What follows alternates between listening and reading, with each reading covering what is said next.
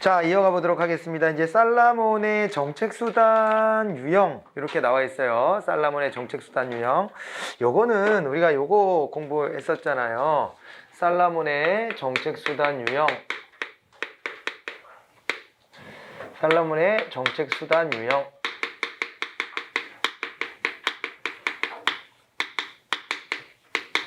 요거를 보게 되면 우리가 이제 직접성의 정도를 가지고 좀 나눠서 봤단 말이에요. 직접성이 큰지 작은지를 가지고 나눠서 봤다고요. 직접성이 이제 높다, 높음, 그 다음에 중간임, 그 다음에 낮음, 이래가지고 이 구분하라는 문제가 이렇게 가끔 나와요. 가끔 나오니까 우리가 체크해둬야 되는데, 직접성이 높다 그랬을 때 뭐가 있냐면요, 경제적 규제가 있어요.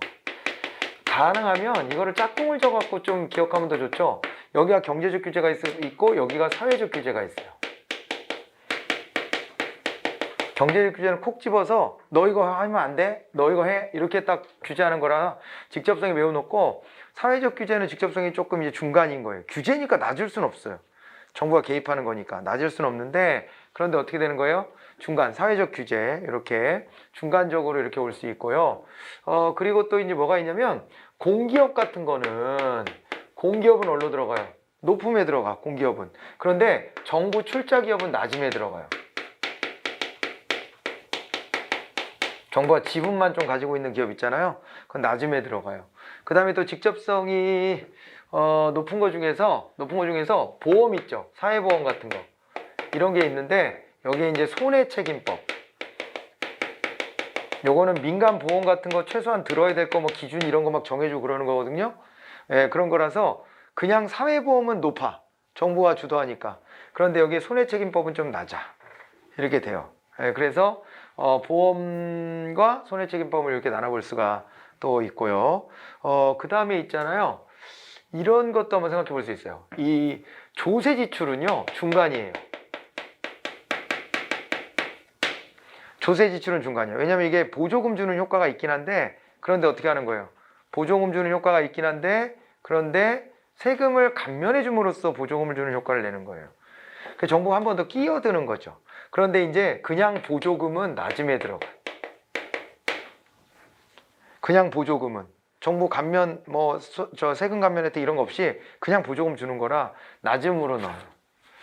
될까요? 네, 이런 식으로 또 보시고, 또 직접성이 높음에 해당되는 게 정부가요, 이런 것도 하죠. 정부가요, 직접 대출 같은 걸 해줘요. 이런 걸 또 해주는데, 이게 낮음으로 오게 되면 뭐가 있냐면은, 낮음으로 오게 되면 직접 대출 말고 이제 낮음에 해당되는 것은 대출 보증을 하는 거죠. 대출을 보증만 서주는 거예요. 그럼 낮음 쪽으로 와. 그러니까 이게 짝꿍을 지어보면은 좀 구분이 조금 그래도 그죠? 맥락이 좀 있어 보이죠? 맥락이 있어 보이죠? 이렇게 나누고, 그 다음에 이제 정부 소비라고 하는 게 있어요. 정부가 직접 소비하는 거. 그거가 높음에 들어가고, 그 다음에 정보 제공하는 거. 정부가 정보를 제공하는 것도 높음 쪽에 들어가요. 이런 것들이 들어가고, 중간 쪽에서 조금 더 보면은 중간에서 볼 수 있는 게 이런 거 있죠. 뭐 이제 계약 방식 같은 거 있죠. 계약 방식, 컨트랙팅 아웃 이런 거 있잖아요. 계약 방식은 중간 정도가 되고, 그 다음에 또 중간에 들어가는 게 뭐가 있냐면은 벌금 뭐 이런 거를 또 꼽기도 하고요. 그 다음에 이제 낮음 쪽에 들어가는 거는 또 뭐가 있냐면은 이거 말고도 낮음 쪽에 들어가는 애가 됐나? 정부 출자 기업 저런 거 있다. 바우처. 네, 바우처 같은 거. 이런 것들을 좀 꼽아보면 좋을 것 같아요. 네. 이렇게 해가지고 직접성의 정도를 가지고 높으냐, 중간이냐, 낮으냐, 이거를 이렇게 나눠 보실 수가 있을 겁니다. 자, 그랬을 때 살라몬이 제시한 정책 수단의 유형에서 직접적 수단으로 묶인 거, 그건 직접성이 높다는 얘기잖아요. 그러니까 이제 거기서 경제 규제 찾아내시고, 정부 소비 찾아내시고, 공기업 찾아내시면 되겠네. 느드무 3번이 답이다. 3번이 답. 됐어요? 네, 이렇게 해서 암기할 때 무턱대고 외우지 말라가 제 주장이에요.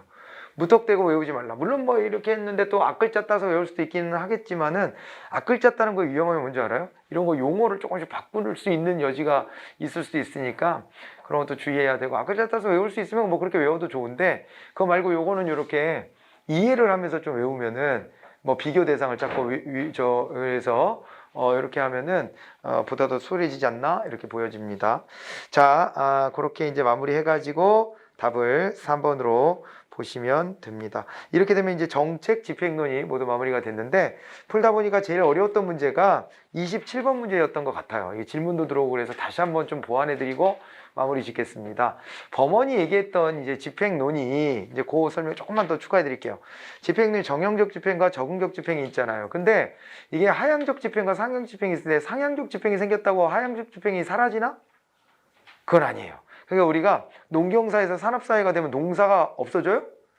아니죠. 그런 거랑 비슷한 거예요. 그래서 이게 뭐냐면 이게 이제 범원이 얘기했던 집행의 유형이 원래는 거시적 집행으로 출발했던 거다. 그래서 거시적 집행을 출발해서 기술적 타당성과 그 다음에 거기에서 이제 행정과 채택과 미시적 이제 집행과 이런 것들이 있는데 이게 이제 정형적 집행이 아닌 적응적 집행으로 오면은 거기서 강조되는 게 이제 미시적 집행이 강조된다 이 말이죠. 미시적 집행이 중요하다라고 이제 보는 거예요. 그게 바로 뭐예요? 우리 립스키가 말했던 말입니다. 립스키가 말했던 저거랑 비슷한 거예요. 립스키가 제시했었던 뭐냐면은요. 그 우리 일성관리제론 있잖아요. 여기서 보면은 일성관리의 재량이 갑자기 막 늘고 그러잖아요. 그렇잖아요. 그거랑 비슷한 거예요. 미시적 집행이라고 하는 게. 미시적 집행이라고 하는 게. 그래서 이게 미시 집행 국면에서 얼마나 이 담당자들이 이 정책에 녹아드는가가 매우 중요하다. 그런 얘기를 한 거거든요. 네, 그래서 그 맥락으로 27번을 다시 한번 그렇게 설명을 좀 드려봐요. 알겠죠? 네. 자, 이렇게 하고 정책 집행론을 모두 마무리를 했고 32페이지로 가보면 이제 정책 평가론에 대한 얘기가 나옵니다. 정책 평가론. 이거를 좀 봐야 되는데 우리가 이제 정책 평가다 그랬을 때는 이것은 어땠냐면은 정책 평가는 그런 거잖아요. 정책 평가의 과정 같은 것도 우리가 공부하고 그랬었는데 이제 문제가 뭐였는지 정책 목표가 뭐였는지를 다시 한번 좀 확인해 봐야 돼. 그죠? 다시 한번 확인해 보고 그 다음에 어떻게 해야 돼요? 그렇게 하고 그 다음에 다시 한번 그걸 확인해 봤으면은 평가성 사정이라는 걸 해봐야 돼요. 평가성 사정을 통해서 평가가 이게 제대로 설계가 되는 건지 이게 평가가 필요한 건지 이런 것들을 사정해 보는 거예요. 평가성 사정을 해요. 네. 그러고 난 다음에 어떻게 되냐면은 인가 모형을 작성해 가지고 자료 수집해 가지고 실험법 형태를 대표적으로 꼽았는데 비실험 방법도 물론 있습니다. 이런 틀을 갖춰서 인가 모형을 이제 규명해 내는 거죠.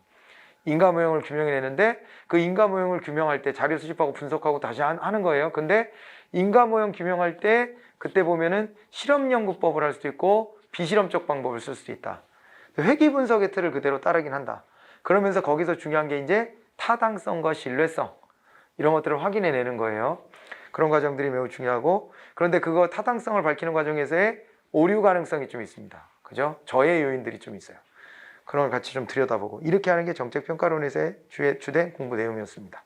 32번을 보시면 정책평가에 대한 설명으로 가장 옳지 않은 게 뭐냐 그랬는데 종류를 좀 나눴네요. 그래서 총괄평가에 대한 얘기가 나왔는데 32번이 정책평가론으로 왔을 때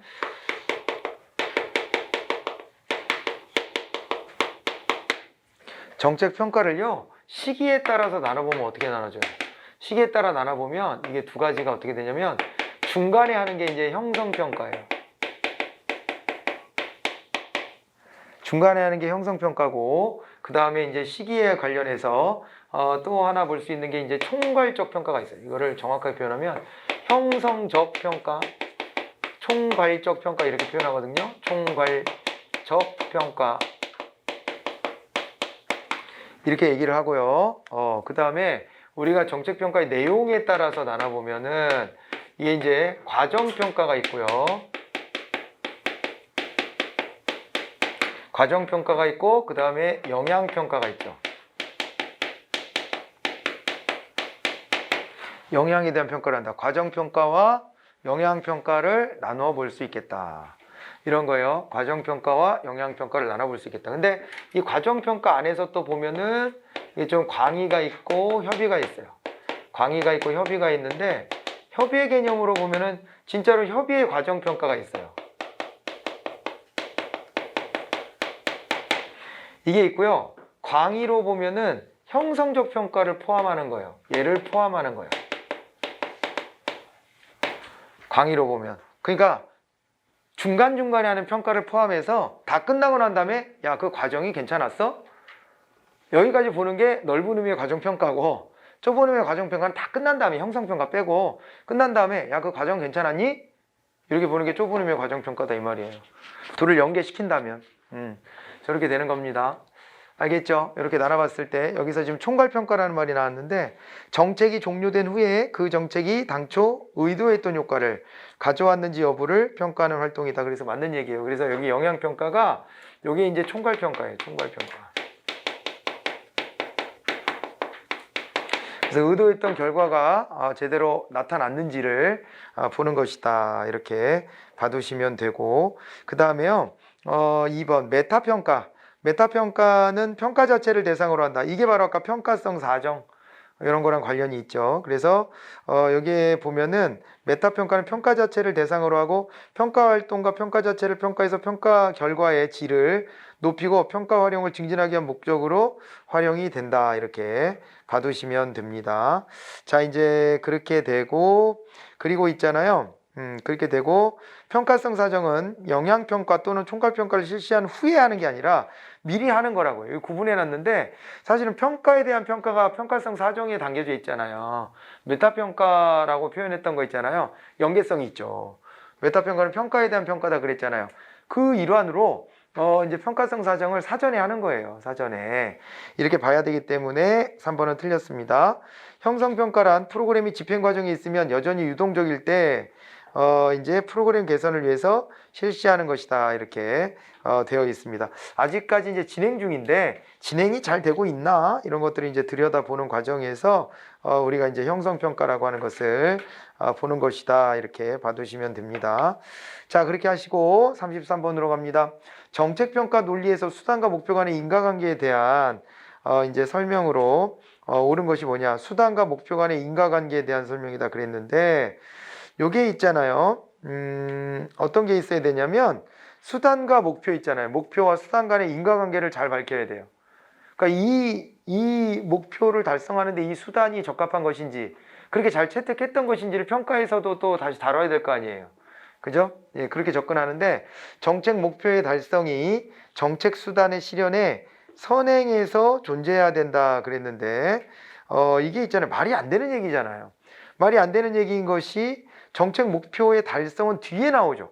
정책 수단을 실현하고 난 다음에 정책 목표가 달성되는 것이지 어떻게 이렇게 나옵니까? 그래서 기억은 틀려버린 것이고 니은 특정 정책 수단 실현과 정책 목표 달성 간 관계를 설명하는 다른 요인이 배제되어야 한다 그랬는데 이게 뭐냐면요. 특정 정책 수단을 실현하고 정책 목표를 달성하고 하는데 요거의 설명에 다른 요인이 배제돼야 돼요.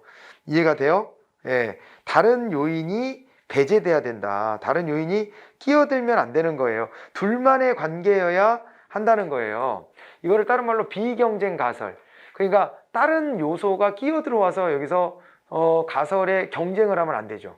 그래서 요 요소만 가지고 봐야 되고요. 정책 수단의 변화 정도에 따라 정책 목표 달성 정도도 변해야 된다 이렇게 하는데 이게 이제 상호 연관성이라고 하는 거예요. 공동 변화, 상호 연관성 이렇게 봅니다. 공동 변화, 상호 연관성. 그래서 기억은 그런 식으로 말하면 시간적 선행성이라고 하는 거예요. 그러니까 수단이 있고 목표 달성이 온다라고 하는 게 시간적 선행성인데 이 기억은 거꾸로 써 있는 거예요. 그러니까 다시 한번요. 정책 평가에서 수단과 목표 간의 인과관계를 밝힐 때 세 가지가 있어야 되는데 시간적 선행성이 일단 있어줘야 되고 그러니까 수단이 목표 달성보다 앞에 있어야 되고 그리고 이제 니은 같은 경우가 비경쟁 가설이다 이거예요. 비경쟁 가설. 다른 요소가 끼어들면 안 되고 그죠? 예, 이 수단으로 이 목표 달성이 됐는가를 봐야 되는 거니까 인과성을 이렇게 제대로 밝혀줘야 되죠. 디귿에서는 이것이 변해서 이게 변했나 같이 가야 된다는 거예요. 예, 같이 가야 된다는 얘기입니다. 그렇기 때문에 요거 같은 경우에 이제 공동 변화가 설명이 돼야 되는 것입니다. 자, 이제 이렇게 해가지고 니은 디귿은 맞게 돼 있고 기호는 거꾸로 돼 있어서 답을 4번으로 찾아가시면 돼요. 자, 그 다음에 34번 문제로 한번 가보도록 하겠습니다. 정책평가를 위한 특정 도구의 타당성과 신뢰성에 대한 관계 이렇게 되어 있습니다. 34번으로 이제 와보시는데 여기서는 있잖아요. 34번에서는 뭘 보냐면 이제 정책평가에서 우리가 고려해야 되는 게 있어요.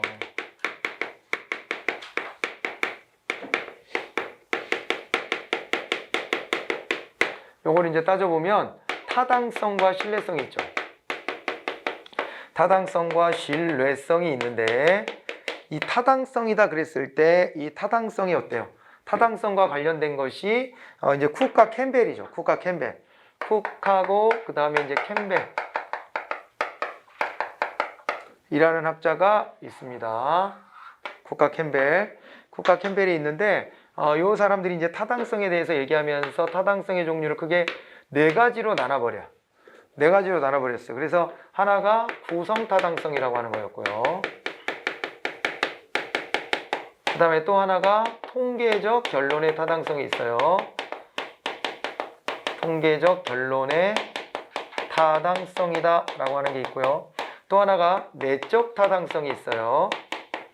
내적 타당성이 있고 또 하나가 외적 타당성이 있어요.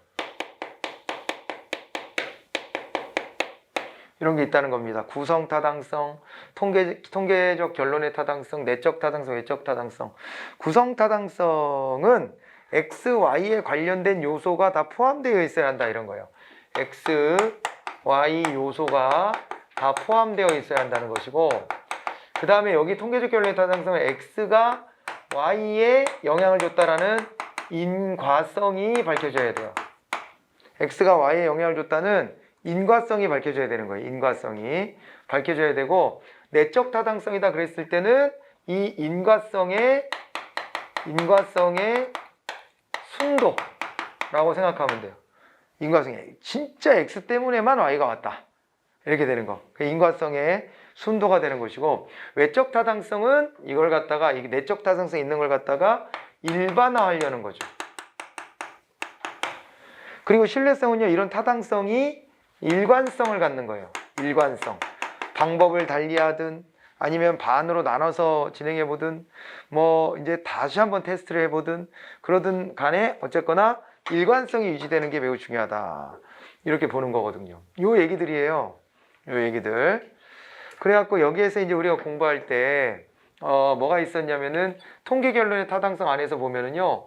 오류가 두 가지가 있었어요. 오류가 두 가지가 있는데 여기 오류에 제1종 오류라고 하는 것도 있고요. 그 다음에 제2종 오류라고 하는 것도 있었어요. 3종 오류는 문제 자체를 잘못 파악한 오류였고 얘네들 1종 오류와 2종 오류가 있었는데 1종 오류에 해당되는 것은 이렇게 됐던 거죠. 여기서 이제 영가설이라는 게 있고요. 영가설 요게 있고 그 다음에 이거의 반대로 연구가설 혹은 대립가설이라고 불리는 애가 있어요. 반대 가설을 세우는 거죠. 그래서 우리가 정책으로 보면 어떤 이것이 현상이고요. 이거에 따른 이것이 이제 현상에 따른 이것이 정책 대안이에요. 이렇게 되는 거예요. 그런데 여기 일종 오류다 그랬을 때는 영가설이 참이고 대립가설이 거짓이었는데 왜 오류가 돼버렸냐면은 참인 영가설을 기각해버리고 거짓된 연구가설을 채택했다. 대립가설을 채택했다. 이렇게 보는 것이고요. 이종 오류는 거짓이었던 영가설과 그 다음에 참이었던 대립가설이 있는데 거짓이었던 영가설을 채택해버리고 참이었던 대립가설을 기각해버렸다. 이렇게 보는 거예요. 기각해버렸다. 이래가지고 1종 오류와 2종 오류 이렇게 이제 구분을 지어봐야 되고 다 거짓된 걸 채택했잖아요. 내적 타당성의 저효율이나 외적 타당성 저효율도 우리가 봐줘야 되는데 아무튼 간에 요 둘의 관계를 놓고 보면 요거는 있잖아요. 둘이 상충성이 좀 있죠. 예, 여기가 상충성이 있어요. 그래서 어떻게 됐냐면 자 여기 진실험법이 있었잖아요. 진실험법의 경우에는 어떻게 됐었냐면 진실험법에서는 내적 타당성이 어때요? 높아요, 낮아요? 진실험법은 내적 타당성이 높아요. 근데 상충성이 있어갖고 내적 타당성이 높은 반면 외적 타당성은 어떻게 되는 거예요? 떨어지는 거예요. 외적 타당성은 떨어져요. 그 다음에 또 뭐가 있냐면 준실험법이 있죠. 준실험법이 있는데 준실험법은 반대로 갑니다. 내적 타당성은 좀 낮아요. 얘보다, 진실험보다. 하지만은 외적 타당성은 상대적으로 높아진다. 이렇게 보는 거예요. 만약 여기에 비실험까지 포함하면 비실험이 제일 외적 타당성은 높고 내적 타당성은 떨어질 거예요. 둘을 비교하면 이렇다는 거예요. 이걸 알아두셔야 되고, 그러면서 타당성과 신뢰성의 관계는 뭐라고 얘기를 했냐면, 신뢰성은 타당성의 뭐가 되는 거예요? 타당성의 필요 조건이다. 이렇게 봐요. 필요 조건이다. 즉 달리 말하면 요건이에요. 줄여서 말하면 요건이에요. 그러니까 이거 이렇게 보는 거죠. 타당성이라는 게 있을 때, 타당성이 성립되려면 여러 가지가 다 충족돼야 돼. 여기 뭐 여러 가지 요소들이 다 이 안에 포함돼야 돼. 그런데 그 중에 하나가 신뢰성이라는 거죠. 논리 구조를 이렇게 세워야 돼요. 자, 그래서 타당성은 없지만 신뢰성이 높은 측정 도구가 있을 수 있어요. 그러니까 신뢰성은 확보가 되는데 이 중 다른 게 뭐가 안 된 거지. 그럼 타당성은 없다고 봐야 돼. 근데 신뢰성은 있어. 그럴 수 있어요. 신뢰성이 없지만 타당성이 높다. 이거는 있을 수 없어요. 이게 다 갖춰져야 되는데 신뢰성이 없어져 버리면 타당성은 성립하지 않아요. 신뢰성은 측정 도구의 타당성을 담보할 수 있는 충분 조건이 아니라 그래서 필요 조건이에요. 충분 조건이라면 신뢰성만으로도 충분해. 타당성은 다 되는 거야. 이렇게 말해야 되거든요. 그죠? 네. 그래서 거꾸로 얘기해야 돼요. 이게 반대잖아요, 원래. 그래서 이렇게 말했다는 것은 타당성은 신뢰성의 충분 조건이에요. 타당성이 있다면 신뢰성은 있는 거야, 그냥. 근데 여기는 신뢰성을 기준으로 말했으니까 신뢰성은 타당성을 담보할 수 있는 충분 조건이 아니라 여기서는 이제 필요 조건이다 이렇게 봐야 되고요. 타당성이 없는 측정 도구는 일종 오류를 범하는 원인이 될 수 있다 이렇게 되어 있는데, 타당성이 없다는 얘기가 이제 뭐가 되냐면 X가 Y의 영향을 제대로 줬다가 돼야 되는데 이게 잘 안 됐다는 거거든요. 이게 잘 안 밝혀졌기 때문에 어때요? 오류의 가능성이 생기는 거예요. 아까 그래 통계 결론의 타당성으로 이렇게 봤잖아요. 인과성이 없으면 이게 돼.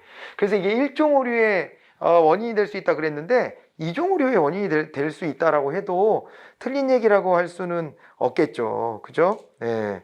그래서 요게 이제 그 타당성을 갖추지 못한 특정 도구라고 한다면 인과성이 없기 때문에, 인과성이 없으면은 이 오류를 범할 수가 있는 거예요. 일종이든 이종이든 사실은 일종만 뭐 해당된다라고 말할 수는 없고, 이런 오류들, 일종 오류, 이종 오류가 다 여기서 나왔잖아요. 그러니까 이런 오류가 된다라고 정리하시면 되는 거죠. 그래서 답은 이제 옳지 않은 것은 3번으로 이렇게 보시기 바랍니다. 자, 그 다음에 35번 정책 변수에 대한 설명으로 옳은 것만을 골라라 그랬는데, 우리가 이제 여기서 내적 타당성 같은 거, 뭐 통계 결론 타당성 이럴 때 여기 X가 Y에 영향을 주는 걸 얘기했잖아요. 그 관계를 갖다가 조금 이제 풀어놔 보면 35번. 자, 이제 X 변수가 뭐예요? X가 독립 변수예요. X가 독립 변수고, 이 독립 변수에 따라서 뭐가 와야 돼요? Y 값. 자, 이게 종속 변수가 나와야 되는 거예요. 자, 그래서 이게 보면 X 변수, 독립 변수 얘가 원인이 되는 변수였고, 그 다음에 Y 변수, 종속 변수가 이게 결과가 되는 변수입니다. 결과가 되는 변수인데, 그런데 이게 어떻게 되냐면 이런 상황에서요. 이게 잘못된 변수들이 막 끼어 들어오는 거예요. 요 안에. 그래서 잘못된 변수들이 뭐냐 이랬을 때, 이 독립 변수 앞에 선행 변수가 있다거나, 선행 변수가 사라지면 독립 변수도 작동을 안 해. 뭐 이렇게 되면 이것도 오류가 되고, 그 다음에 독립 변수의 결과이면서 종속 변수의 원인이 되는 매개 변수 같은 게 있어요. 이런 것도 있고요. 그 다음에 요 양쪽에 막 영향을 주면서 이 결과를 막 왜곡하는 애들이 있어요. 그래서 이게 뭐 원래 영향이 없는데 영향이 있는 것처럼 보이게 하는 허위 변수도 있고, 그 다음에 원래 영향이 있는데 없는 것처럼 보이게 하는 억제 변수도 있고, 그 다음에 둘의 관계를 왜곡하는 변수도 있어요. 왜곡 변수. 이런 것도 있고요. 무슨 뭐 조절 변수 뭐 이런 얘기도 하고요. 뭐 등등 여러 가지 얘기들을 해요. 여기에 끼어드는 다른 변수들이 있어요.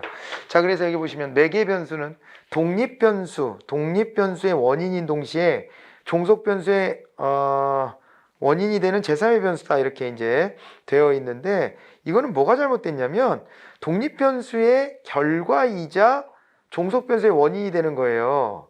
예, 그렇기 때문에 이거는 틀렸다라고 봐야 되는 거고요. 조절 변수는 독립 변수와 종속 변수 간의 상호작용 효과를 나타나게 하는 제3의 변수다. 이렇게 보시면 됩니다. 예, 둘의 관계가 나타나게 하는 제3의 변수. 그리고 이제 억제 변수다 그랬을 때는 독립 변수와 종속 변수 간에 상관관계가 없는데 있는 것으로 나타냈다. 이거는 허위 변수예요. 아예 없는데 있게 만드는 건 허위 변수다. 이렇게 봐두시면 됩니다. 알겠죠? 예. 자, 그렇게 해요. 그래서 조절 변수랑 좀 비교해 보면 조절 변수는 둘 사이의 상호작용 효과 나타나게 하는 건 서로 영향을 주고받고 하는 관계를 만들어줬다는 거고, 저 허위 변수는 상관관계가 없는데, 인과성이 별로 없는데 있게 보이게 한 거고, 독립 변수와 종속 변수 모두에게 영향을 미치면서 이들 사이의 공동 변화를 설명하는 제3의 변수로 허위 변수다 그랬는데, 그건 뭐 맞는 얘기죠. 둘의 관련성이 인과관계가 없는데 상관관계가 있는 것처럼 보이게 한 거. 그래서 답을 4번으로 이렇게 꼽아보시면 됩니다. 자, 그 다음에 36번. 정책평가에서 내적 타당성에 대한 설명으로 옳지 않은 게 뭐냐 이랬습니다. 내적 타당성에 대한 설명으로 옳지 않은 거. 준실험 설계보다 진실험 설계를 사용할 때 내적 타당성의 저해 요인이 다양하게 나타난다. 그런데 이건 바로 답이 됐네요. 진실험일 땐 내적 타당성이 높아요. 애시당초부터 이제 어떻게 잡아낸 거예요? 어떻게 잡아냈냐면 진실험에서는 이제 어떻게 잡아냈냐면은 이거를 그 무작위 배정으로 아예 동질적인 대상을 놓고 무작위 배정을 했기 때문에 실험 집단과 통제 집단의 차이가 없어요. 없기 때문에 그때는 있잖아요. 내적 타당성이 높아요. 근데 준실험은 실험 집단과 통제 집단 사이에 그 동질성이 없는데 있어 보이게 하려고 일부러 비슷한 둘의 짝을 지은 다음에 하나는 통제 집단으로 하나는 실험 집단으로 보내서 이게 짝짓기 배정을 해버린 거거든요. 짝짓기 배정을. 그렇게 가버렸기 때문에 그런 맥락에서 놓고 보면 여기에 있잖아요. 내적 타당성이 좀 떨어질 수밖에 없죠. 준실험에서. 왜냐하면은 그 구성원들이 다 동질적이진 않으니까. 근데 집단 대 집단은 좀 비슷하게 만든 거예요. 그렇게 한 거여서 1번이 답이 되었습니다. 그리고 정책의 집행과 효과 사이에 존재하는 인과관계의 추론이 가능한 평가가 내적 타당성이 있는 평가다라고 했는데 요거는 이제 맞는 얘기고, 인과관계 추론에 가능한 평가 뭐 이랬어요. 효과 사이에 이게 순도라 그랬잖아요. 순도. 이 x가 y에 영향을 미친 순도를 보는 게 내적 타당성이니까 그렇게 받으시고, 허위 변수나 혼란 변수를 배제할 수 있다면 내적 타당성을 높일 수 있고요. 선발 요인이나 상실 요인을 통제하기 위해서는 무작위 배정이나 사전 측정이 필요하다라고 했는데, 무작위 배정이나 사전 측정이 필요하다. 그런데 무작위 배정이 바로 이제 진실험법에 관련된 얘기라서 이것이 이제 해당이 된다라고 봐두시면 될 것으로 보입니다. 아시겠습니까? 예, 그래서 요 관련된 내용을 좀 봤는데, 우리 이제 끊어서 이번 시간 여기까지만 좀 보고, 다음 시간에 뭘 보냐면 내적 타당성의 저요인, 외적 타당성의 저요인을 좀 확실하게 봐야 돼요. 예, 그래서 이제 그거를 실험 연구법까지 복습하면서 한번 정리를 해드릴게요. 정리를 해드리고, 그것이 우리나라의 정부 업무평가 기본법상 정부 업무평가에 어떻게 반영되는지를 보고, 그 다음에 이제 정책 변동론 같은 거를 좀 보고, 그렇게 하면서 마무리를 좀 해보면 될 것 같거든요. 알겠죠? 네, 그렇게 해서 정책론은 그렇게 끝내보도록 할게요. 다음 시간에 다시 뵙도록 하겠습니다. 수고하셨습니다.